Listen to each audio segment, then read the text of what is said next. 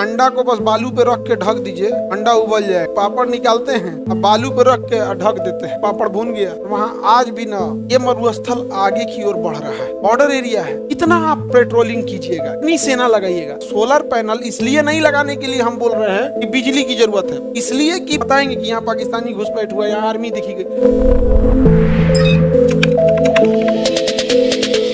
यहाँ पे कौन सा है भारत में, क्या कहते हैं, थार मरुस्थल। अब ये थार मरुस्थल से समस्या क्या है बाबू, ये मरुस्थल आगे की ओर बढ़ रहा है और सारी जमीन को अगर मरुस्थल करते जाएगा तो बड़ी दिक्कत। तो मरुस्थल को रोकने के लिए ग्रीन वॉल बनाया जाता है, हरा दीवाल। ग्रीन वॉल कैसे बनेगा, तो 5 किलोमीटर की चौड़ाई में, कितनी चौड़ाई में, 5 किलोमीटर की चौड़ाई में पेड़ पौधे झाड़ियां ये सब लगाई जाती है, लगभग 1200 मीटर तक। कितने किलोमीटर तक, और इसमें हर जगह 3 कैटेगरी का पेड़ लगेगा। एक जो घास की तरफ फैलेगा, एक जो 1 फीट होगा, एक जो 4 फीट होगा, एक 10 फीट होगा, एक थोड़ा बड़ा होगा। कहीं से बालू उड़े ना, जमीन से उड़े तो घास वाला रोक ले, थोड़ा वो रोक ले, थोड़ा आगे बढ़ने न दे, वरना अगर इसको छोड़ेंगे तो मरुस्थलीकरण बहुत तेजी से हो रहा है। तो ग्रीन वॉल ऑफ इंडिया बन रहा है। क्या बन रहा है, क्या बन रहा है। चाइना ने क्या किया ना, अपने मरुस्थले को हरियाली में बदल दिया है। चाइना अपने मरुस्थल को किसमें बदल दिया है, हरियाली में बदल दिया है। चाइना ने रिसर्च कर रखे हैं और पानी की सप्लाई पाइपलाइन बिछा बिछा के वहां पे हरियाली में बदल, बहुत चाइना इस मामले में डेवलप।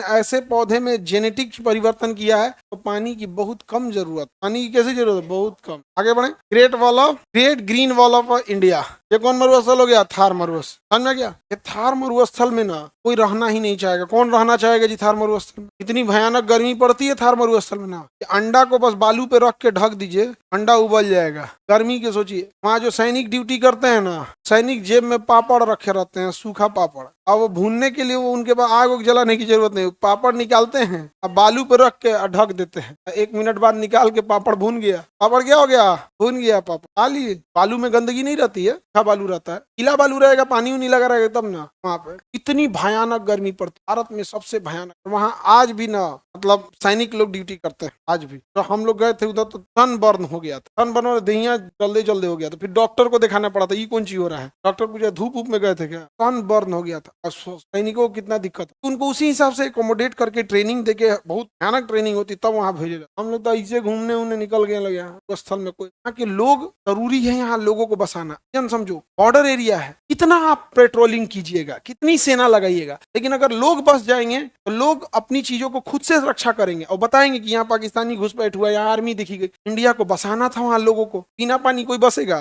यहाँ पंजाब में इंदिरा गांधी नहर निकाला गया, यहाँ से, कहाँ से, हरियाणा और पंजाब से, और ये इंदिरा गांधी नहर को पूरे थार मरुस्थल में बिछा। ये इंदिरा गांधी नहर आपको दिखेगी, देखिएगा ध्यान से। दुनिया की सबसे लंबी नहर का नाम क्या है, स्वेज नहर। दुनिया की सबसे बड़ी नहर कौन है, स्वेज नहर। लेकिन कहेगा दुनिया की सबसे बड़ी सिंचाई वाली नहर तो इंदिरा गांधी नहर, सिंचाई वाली नहर इंदिरा गांधी नहर। लेकिन स्वेज नहर सिंचाई के काम में आता है, परिवहन के काम में आता है। सबसे बड़ा नहर कौन है, इंदिरा गांधी नहर, इंदिरा गांधी नहर। इस नहर के ऊपर यदि सोलर पैनल लगा के ढक दिया जाए, सोलर पैनल लगा के ढक दिया जाए तो नहर की क्षमता 20% बढ़ जाएगी, क्योंकि इतनी गर्मी पड़ती है कि नहर का पानी भाप बन के उड़ जाता है। और अगर सोलर पैनल लगा के ढक देंगे तो पानी भाप बन के नहीं उड़ेगा, और उसके लिए आपको किसी किसान से जमीन खरीदने की जरूरत नहीं है, आपको अलग से जमीन भी मिल जाएगी, और उस जगह पे मिलेगी जहाँ सबसे ज्यादा सूरज की रोशनी है। तो भारत का इंजीनियर सब ना, बनारस में रेलवे का एक रेल इंजन कारखाना है, उसकी पटरिया पे सोलर पैनल बिछा दिया। ये भैया बनारस में कहिया का धूप वाला क्षेत्र हो गया, थार मरुस्थल में जाते हैं और पटरिया के बीच में जगह है कितना, वहीं पॉसिबल है। यहाँ इतनी गांव में लगाए ना, खोल खोल घरे ना लेके चल जाए तो कहिएगा।